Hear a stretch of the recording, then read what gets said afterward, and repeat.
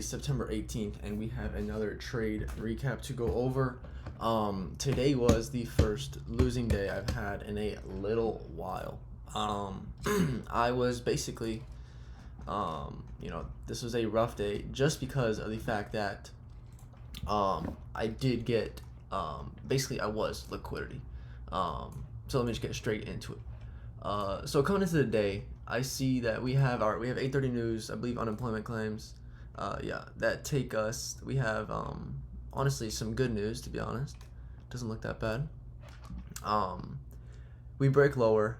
We get an SMT up here, larger time frame. We start to break lower, and I'm seeing this as potentially a move down into the sell side, farther down here, into the move over here. We also yes, we just filled this daily fair value gap, but I wanted to see if price wanted to explore these lower prices. And basically, what is this, 9:15? Yeah. So we open up at 9:30. We get this rip up on the 1 minute. It looks like this. It's really slow and methodical. We get this sell side relative equal lows. We sweep those, and that right there was our sell side on NASDAQ. And then remember, I'm looking for an order block as well. Right here is our order block on NASDAQ. So we sweep that sell side, come in this order block. And I'm still thinking, bearish. I'm still thinking, this is good. Retracement into this 5 minute order block right here, and then find something on the lower time frame to short down to these lows, and then potentially want to move back higher. However, that was not the play. Essentially, price had this 5 minute order block, yes, but remember, higher time from higher power. That 15-minute time frame, we came in here right into this order block. Larger time frame SMT with this low even too, so you could add on like that. Big old SMT. And right now our structure is bearish on NASDAQ. We drop low and then we break above right here, so that would have been my break of structure. But then let me just get into it. So on the 2 minute time frame, I see that we just respected a 5 minute order block in here. I like how we have this relative equal lows. And then basically, we come up there and we tap into this lower fair value gap on the 2 minute time frame. This was the crucial point. The deciding point was bias right here. A lot of people banked on this up move because of just being a bullish bias. And since my bias was bearish, I identified this as, okay, we're weak because we came into here. However, no, we came into this order block right here, came into it, and then as a result went higher. And then I would expect 2 fair value gaps from here, but we didn't get that set up, so I just have to accept that. But regardless, once we come into that 5 minute order block and all that stuff, I'm looking for shorts. So we have an order block right here, up move. We retrace into here, we tap the order block, and we get a double fair value gap on there along with propulsion. So I think this is a nice setup, but it is a nice setup. Yes, it's okay, but it doesn't have the right narrative behind it. The narrative is long, and I'm trying to short, and obviously the setup's not going to work. It's going to inverse, and what happens right here, we get this crazy move up, and then we immediately inverse this fair value gap and then go higher. I want to show something else new though. But yeah, that was basically it. We come back down into this 2 minute order block, which I'm still bearish, but then once we get stopped after this candle comes up, I realized that we came into this 2 minute order block. The 5 minute really wasn't the time frame to be looking at. It was just that 2 minute and 15 minute, and then we also get a double fair value up on the 1 minute right here. But then on the 5 second, as soon as I get stopped out, I notice another entry right here. That makes sense with my bias. Not the bias, but what makes sense, after I got stopped out, because before the fact I was bearish, and then since I got stopped, I would be bullish. We got that move up. We got the 2 fair value gaps coming out of this 2 minute order block right there. So everything kind of added up, and then the trade would have looked something like this if we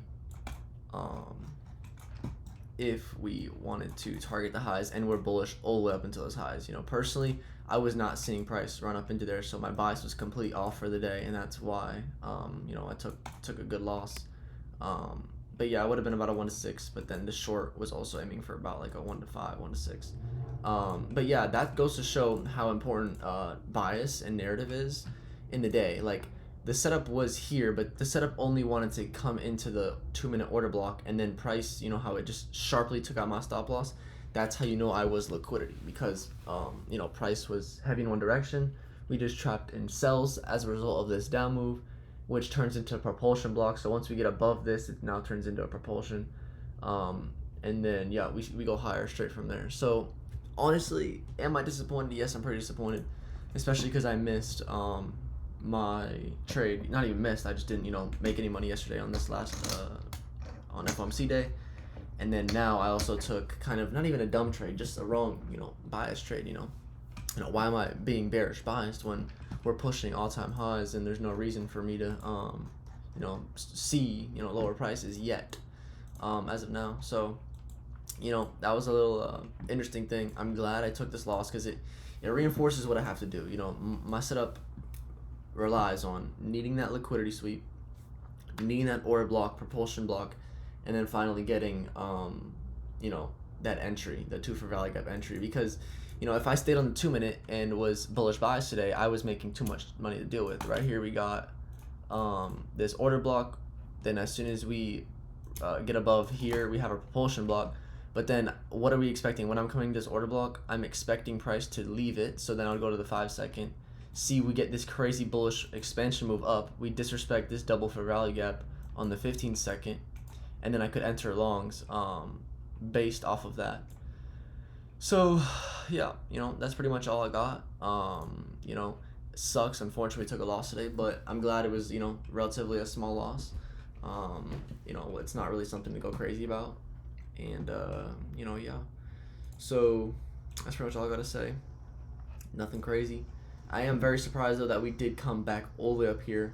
Larger time frame narrative made sense, but and also kind of what led to my bearish bias was, you know, us breaking structure right here, tapping in this order block, coming lower, and then now we wanted to go higher. So this order block was what helped us to go lower, and then we have our 15-minute order block, which helped us to support price, and then we got our 2-minute actual, you know, order block propulsion, and then the 5-second was the entry. So you know, it could have been a much better day than you know, what I originally, you know, thought or you know, kind of got.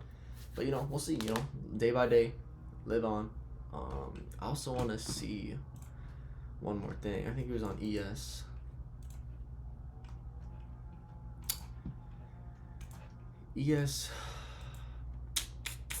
ES had this liquidity in this order block right here, and that's also that, like, see, if you look at ES in comparison to NASDAQ, we are very much more bearish on ES, and we didn't even have an order block that broke structure on the hourly. So you know, maybe I was forcing a bearish bias that I really shouldn't have been today, but you know, I will let myself take one of those losses in a while, because you know, my bias has been pretty spot on for the past, you know, couple weeks, or you know, I would say at least a couple, you know, days at least. But yeah, that's all I gotta say. And I'll see y'all tomorrow for Friday, September 19th. Peace out.